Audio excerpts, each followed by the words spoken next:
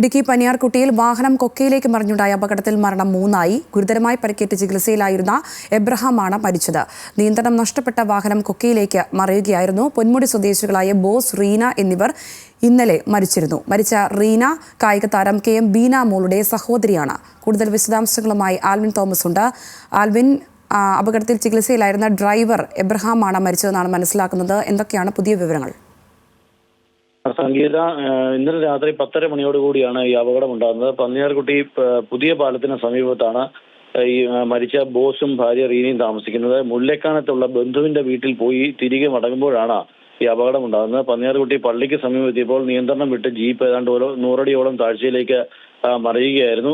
വലിയ താഴ്ചയാണ്, അങ്ങോട്ടേക്ക് മറിയുകയായിരുന്നു. സംഭവ സ്ഥലത്ത് വെച്ച് തന്നെയാണ് ഈ ഇരുവരും മരിച്ചത്. ഇപ്പോൾ ഗുരുതരമായി ചികിത്സയിലായിരുന്ന ഇവരുടെ ബന്ധു തത്തമ്പള്ളിയിൽ അബ്രഹാം എന്നയാളാണ് മരിച്ചത്. ഇന്ന് രാവിലെയാണ് മരണം സ്ഥിരീകരിച്ചിരിക്കുന്നത്. ഇവരുടെ 3 പേരുടെയും മൃതദേഹങ്ങൾ അടിമാലി താലൂക്ക് ആശുപത്രിയിൽ സൂക്ഷിച്ചിരിക്കുകയാണ്. വലിയ ഇറക്കമാണ്. ഇറക്കത്തിൽ നിന്ന് വാഹനം നിയന്ത്രണം വിട്ട് ഈ 100 അടി താഴ്ചയിലേക്ക് മറിയുകയായിരുന്നു എന്നുള്ളതാണ് നമുക്ക് അറിയാൻ കഴിയുന്നത്. വലിയ ശബ്ദമായിരുന്നു ഉണ്ടായത്. അതോടൊപ്പം തന്നെ നാട്ടിലുള്ള പ്രദേശവാസികൾ പെട്ടെന്ന് അവിടെ വരികയും അങ്ങനെയാണ് ഇവരെ പുറത്തെടുക്കുന്നത്. ഇതിൽ തൽക്ഷണം 2 പേർ മരിച്ചിരുന്നു. ബോസും ഭാര്യ റീനയും സംഭവ സ്ഥലത്ത് വെച്ച് തന്നെ മരിച്ചിരുന്നു.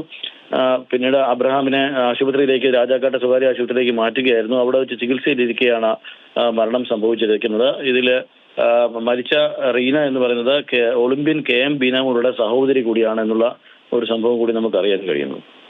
ശരി ആൽവിൻ, പന്നിയാർകുട്ടിയിലെ അപകടത്തിൽ മരണം 3 പേരും മരണത്തിന് കീഴടങ്ങി എന്നുള്ള വിവരമാണ് ആൽവിൻ തോമസ് നൽകിയത്.